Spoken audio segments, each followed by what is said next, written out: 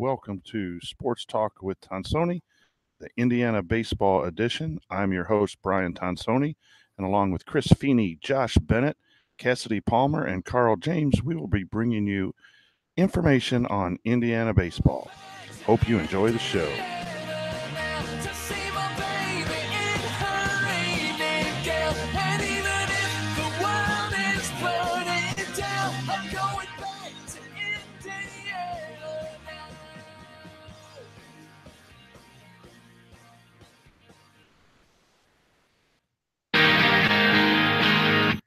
Hello, everyone. I'm your host, Brian Tonsoni, and welcome to a special edition of Talking Hoosier Baseball on Sports Talk with Tonsoni. College baseball is known for its weekend series.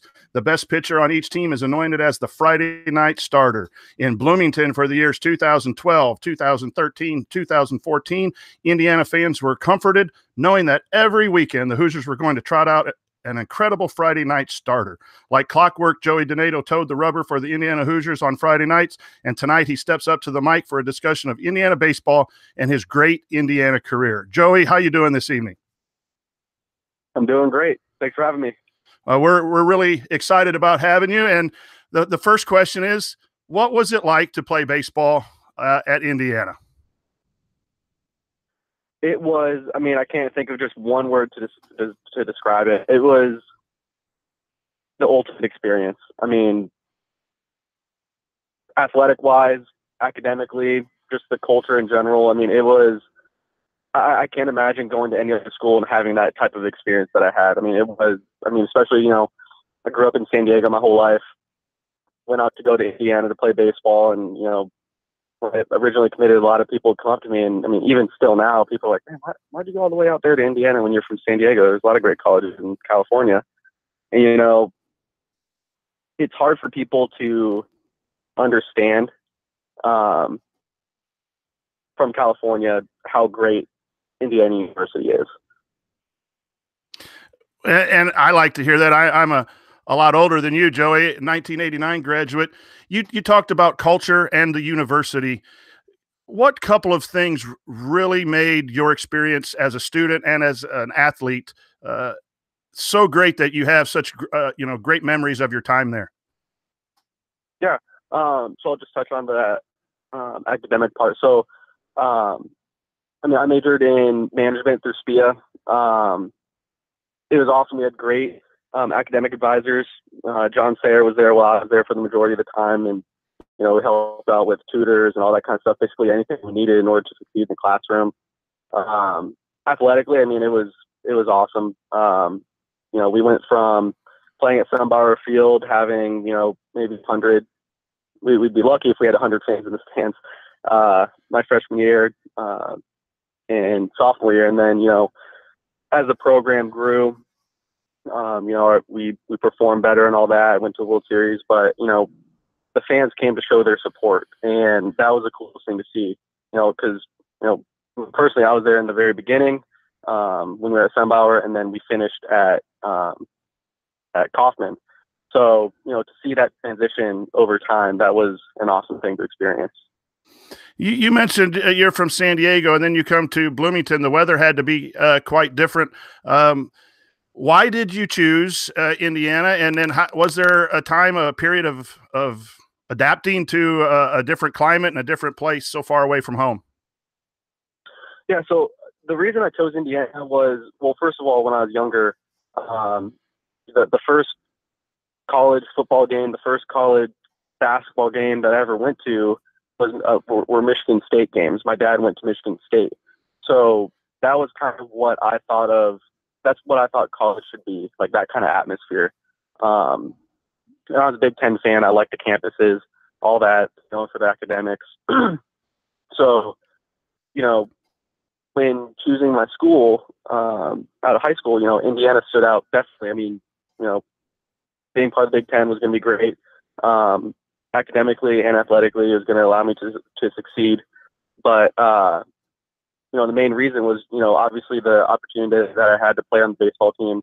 That was, a major consideration that I had to, think about. But then also, that's kind of what I pictured college should be like, just because it was that kind of school was what I pictured in my mind what college should be like. That's awesome. We're glad you made that choice. You mentioned the difference between Sembauer and Bart Kaufman Field.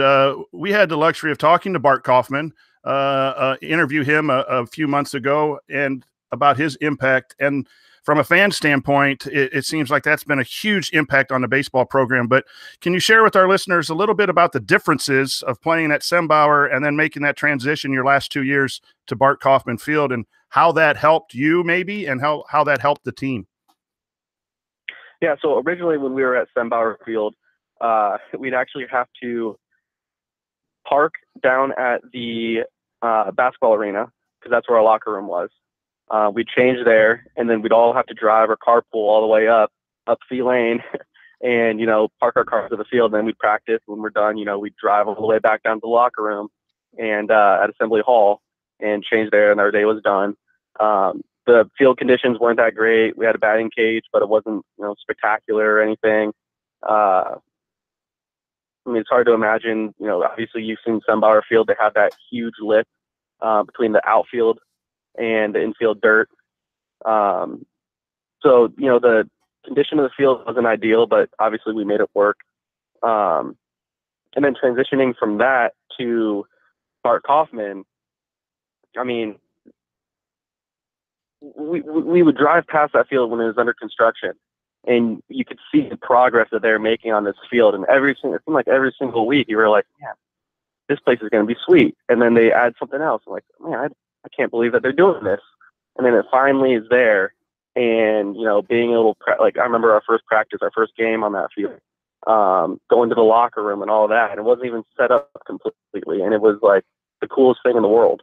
And I think having that type of facility, not only does it help with recruiting, obviously, because you have to keep up with all the other schools that you're competing with, but it really does help with that culture because you feel like you're Division I athlete. You don't feel like you're playing on a high school field. You feel like you're playing on a major D1 field. So with that, intensity is higher.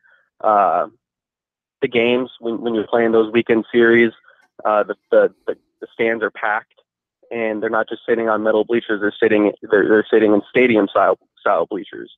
And during the regionals, they'd put those bleachers out in the outfield too. So it was a huge change, and it was a great change for the better. And it was awesome to have that, be part of that, and be able to play on that field. I think it was a combination of winning baseball and the new park or the new field, and the fans just have shown up tremendously since 2013. Our family lives 2 hours away, and we have season tickets because the stadium, it's such a nice place to watch baseball, and obviously we love Indiana baseball. And you mentioned the importance of fans. Those last 2 years, 13 and 14 that you played, you're playing in front of a lot more and probably a lot more active fans than at Sembauer. Oh yeah, definitely. It was a lot more interactive. The fans, they feel like they're part of the game when you're at a stadium like that. When you're sitting in a high school style kind of bleacher setup, obviously the intensity isn't going to be there. It kind of just feels like a normal high school game, not as many fans. But from a fan's perspective, what I'd imagine is, you're in that stadium atmosphere. Everyone's locked in on the game. And obviously, when we were at Sembauer, we were playing really well too. So we had that support there. We had more fans come out. But, it was awesome to see the support from all the fans coming out and enjoying the games. And, I'm guessing that most of the time, it was maybe some people's first time even going to a baseball game. And to have that be their first experience of what baseball is, I'd assume it'd be hard to top that unless you're going to a Major League Baseball game or, another major, D1 program. We're talking with Joey DeNato. He finished his career as IU's all-time leader in wins with 37, strikeouts 297, and innings pitched 369 and a third, and was a Friday night starter, as we mentioned in the opening. Joey, what's it take to be a Friday night starter? Honestly, I was a Friday night starter, but and I can honestly say this, we had about 4 guys on that pitching staff that could have been the Friday night guy. We had obviously myself, we had Kyle Hart, we had so many guys, Christian Morris, that and obviously Aaron Slegers, that could have been in that Friday night role. But what all of us did as a group, as a pitching staff, as a team in general, I don't want to take anything away from the position players, but it was just a lot of hard work from everybody. And it was holding each other accountable at practice, in the weight room, in the classroom. So, it's not something where it's just, given to you. Obviously, it's something that you have to really work hard for. And that's really what I took out of it. Again, any one of those guys could have been the Friday night starter. Some of them were at some points, but overall, all of us put in a ton of hard work, sweat. But yeah, I mean, I think that's pretty much it. What routines leading up to a start did you have, or maybe even the staff had, and then what did you do Saturday and Sunday after your Friday night starts? Were there anything that you did just to keep the mojo going? Yeah, so leading up to a start, my routine was, it was pretty simple. I'd throw, so I'd pitch on Friday, then I would I'd throw lightly the next day, then bump it up a little bit more on Sunday. Then Monday, I'd have a bullpen, just a shorter bullpen, not as many pitches. Then Wednesday, I'd throw another bullpen, a little bit longer, just to get a little bit more game feel. And then Thursday, I'd take it a little bit light, maybe do like a flat ground, kind of just whatever I felt like I needed to work on, I would work on it a little bit that day, and then it'd be game time on Friday. But we would lift 2 to 3 times per week. Obviously, we'd do conditioning every single day. Saturday and Sunday after my start, I'd do my run in the morning, work out, and then get my throwing in. And then I'd just be, in the dugout, just supporting the guys and watching the game, and it was a lot of fun to watch. What's it like on a Friday night, knowing you're going up against the other team's best? Is pressure can be for an athlete good, and it could also be bad. How did you look at that for your Friday night starts? It's kind of funny because I wouldn't look at the other team starter, because what I knew was our lineup was going to put up at least 6 runs every single game, with Schwarber, Travis, DeMuth, all those guys, Basil, Donnelly. So I knew our lineup was going to get us 6 runs. And if I just didn't give up, if I gave up 5, I'd be happy, but obviously I'd try to limit it to the minimum. But that's kind of, it makes pitching so much easier when you know your lineup and your position players are going to have your back if you make a mistake. And that lineup in 2013, 14, pretty much all the years, they stepped it up. They scored a lot of runs for the pitchers so that we could go out there and kind of relax a little bit. From a fan standpoint, this question comes for me is we see pitching coaches calling pitches out to the catchers with a series of numbers or touches or whatever else like that. Do you meet with the coaches pre-season or weekend series and talk about what happens? And then I don't want you to how do you feel about the coaches calling pitches, or did you ever want to shake anybody off at a time? How did that happen?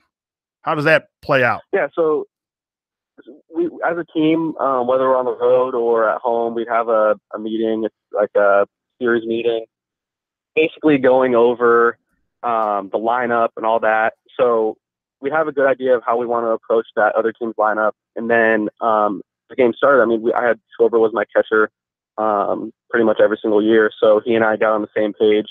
There wasn't a whole lot of shaking off. I know Skip and the pitching coaches, they let us kind of control the game. If they did want some input, we did have signs from the dugout to the catcher. So if there was something that they saw or something that they wanted to make sure that we were going to throw, they would call it.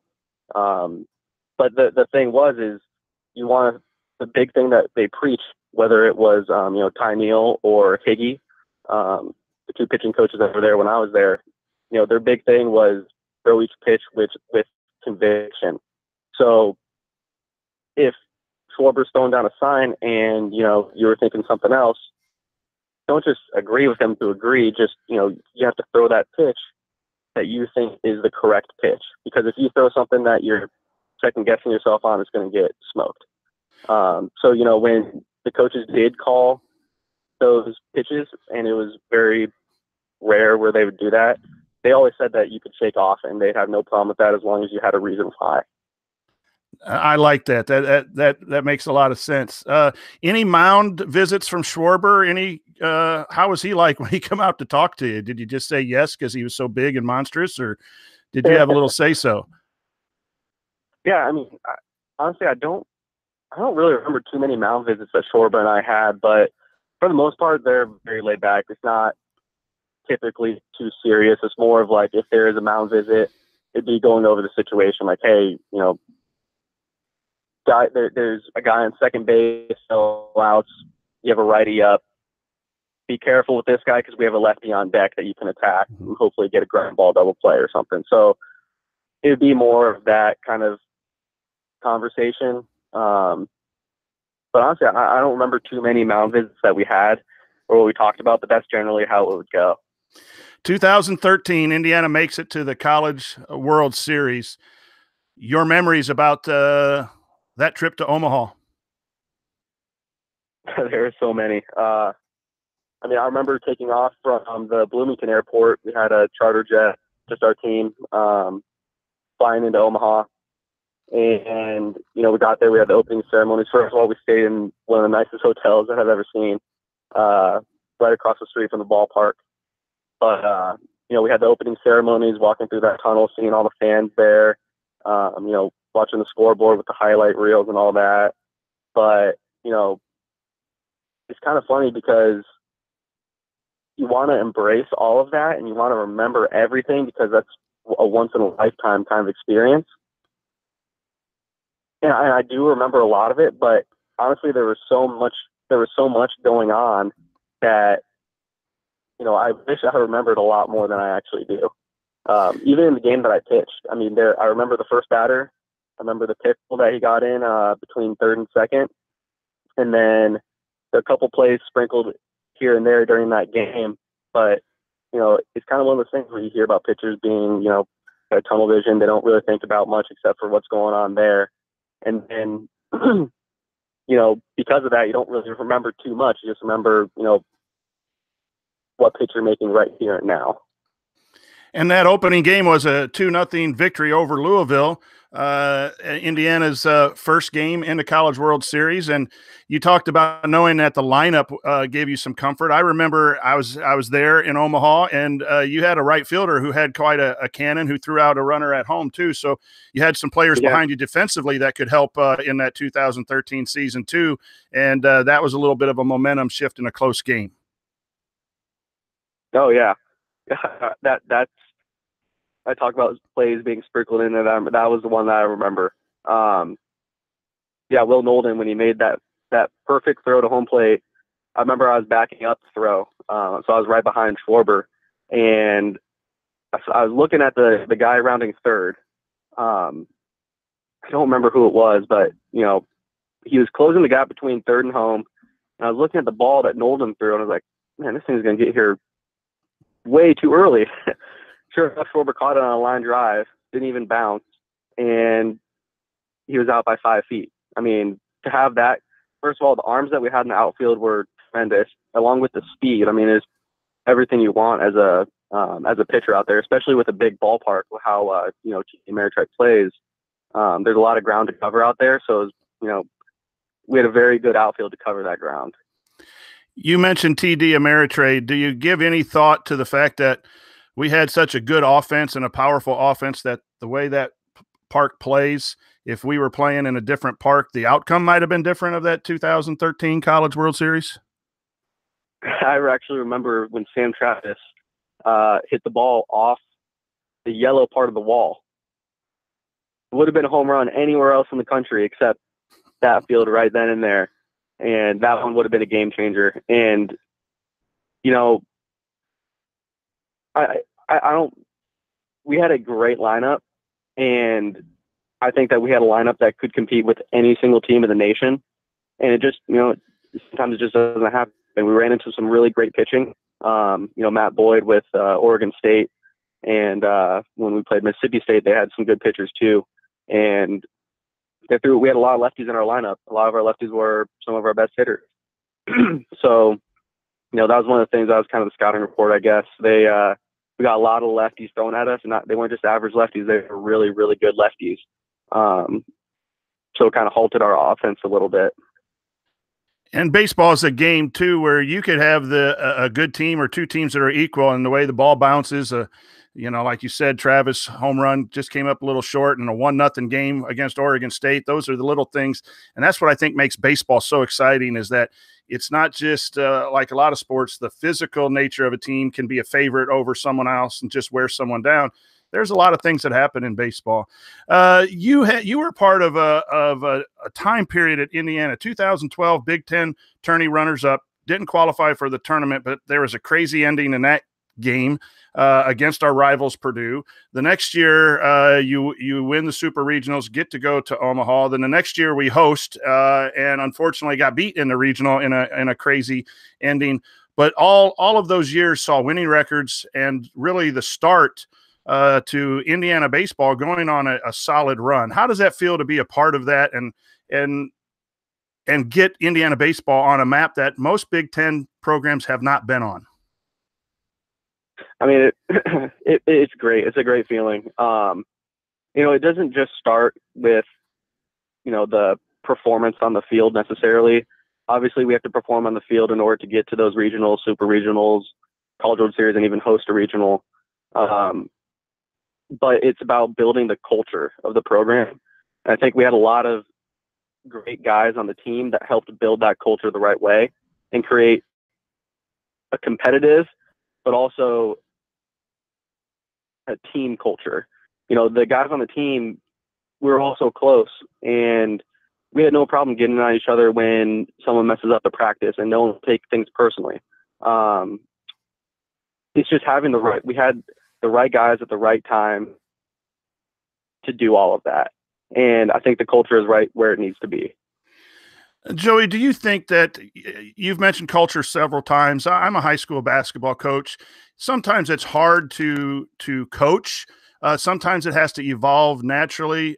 You had Casey Smith with the videos. I remember we can still go back on YouTube and see some of the videos of guys in the bullpen during practice. And it seemed like, I guess my question is this: culture, there needs to be a culture of hard work on the field during games and in practice, but there also needs to be a culture of togetherness and having fun.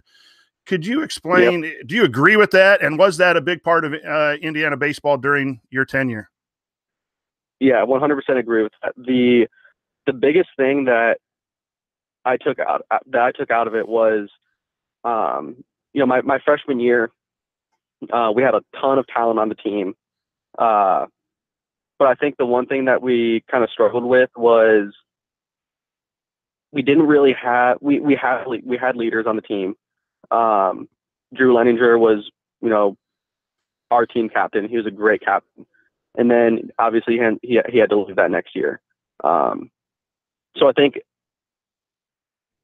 the following year, I think the main thing that we wanted to do was we wanted to make sure that everyone was involved. So we wanted to make sure that freshmen weren't excluded from anything. They were, we wanted to create that team culture so that no one felt like an outcast. And I think that's the biggest thing, is when you feel comfortable around your team, you're going to play better, you're going to work harder. Everything's just going to be better when you have everyone in there together and when you're all actually friends.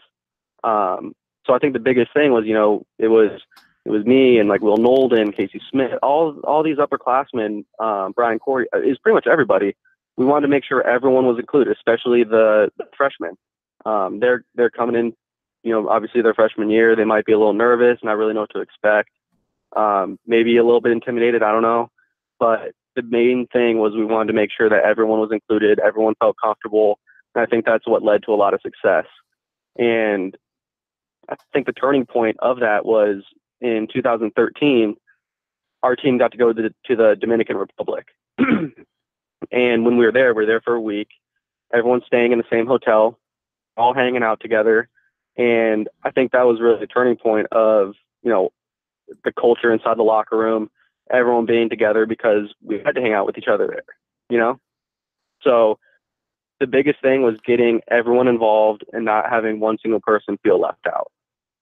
It seems from the fan side, us up in the bleachers and from our spot at iubase.com, this year's the third base rail up at the top, there were great teammates, very close, and that's that culture you're talking about.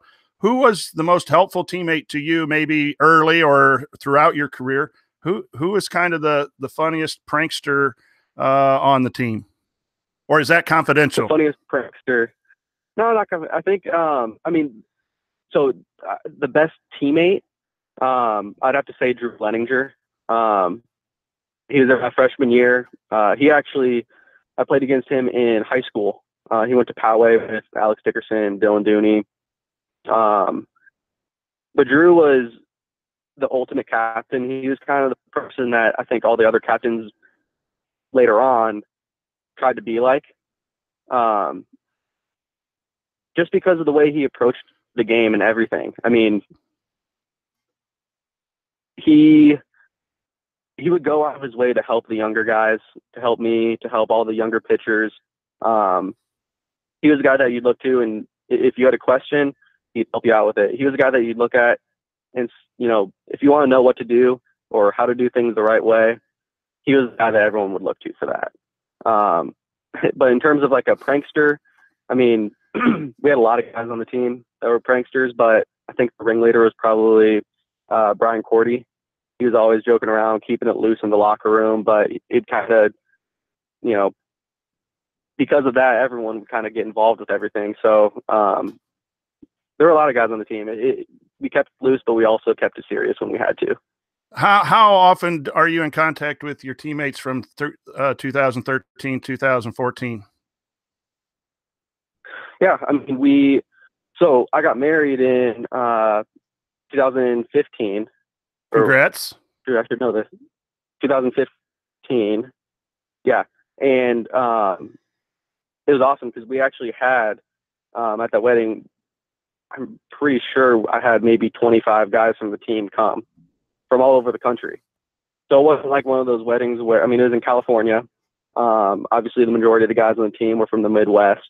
So it was awesome to have all those guys there, fly out, take time out of their day or their week or their schedule, wherever they are, and, come out and, have fun at the wedding and all that. So, and Kyle Hart was my best man. I got to see him. But baseball is tough. I mean, after I was gone, obviously you don't see those guys as much. I ended up going back to Arizona during my off season when I was playing with the Phillies. And there were actually a lot of guys from the team that were out there. Will Nolden, Casey Smith.